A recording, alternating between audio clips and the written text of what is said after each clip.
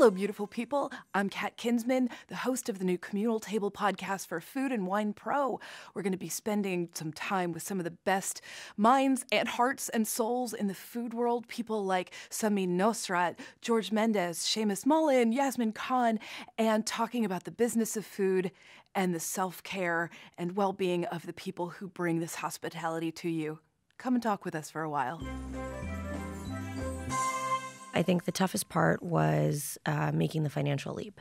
And, going from making, 6 figures a year to, at the time, I think minimum wage was like $7.50 an hour. And, I went to making minimum wage, and I was shucking oysters and sweeping the floor and peeling onions. And, to go from this lifestyle of business class all the time when I traveled to not being able to afford the subway in New York was and I didn't, exactly. Everybody should be there their first year in New York. I didn't eat unless I was at family meal at the restaurant I was working at. I didn't eat. The journey that I went through is not a remarkable journey. As much as it may seem like it was, I was able to, with the help of so many people, reverse an incurable autoimmune disease and get off of tons of medication and get back to a place of really being comfortable in my body. But I did that with a lot of help and a lot of determination on my behalf, but it's not unusual. A lot of people, there are so many people that are suffering unnecessarily that can do that.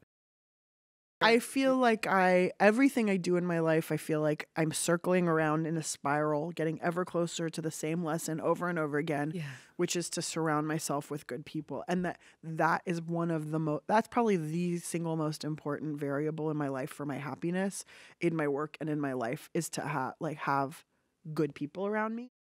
People like that, that were in it because they genuinely were just passionate about their craft. And I think I think a lot of chefs have chefs like that were never in the spotlight that really molded their career, because everyone wants to talk about the guys that are on TV or on the cover of a magazine or have 12 restaurants or whatever. We've all been touched by, I don't care which chef you're talking about, everyone's worked for somebody like that made a difference. I think morale is super important. I think being able to create an environment in your kitchen where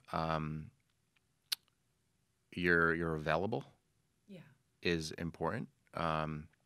Available to communicate and not just treat people like they're robots, like they're just coming in with 2 hands and chopping vegetables and cooking things and then getting a paycheck and going home.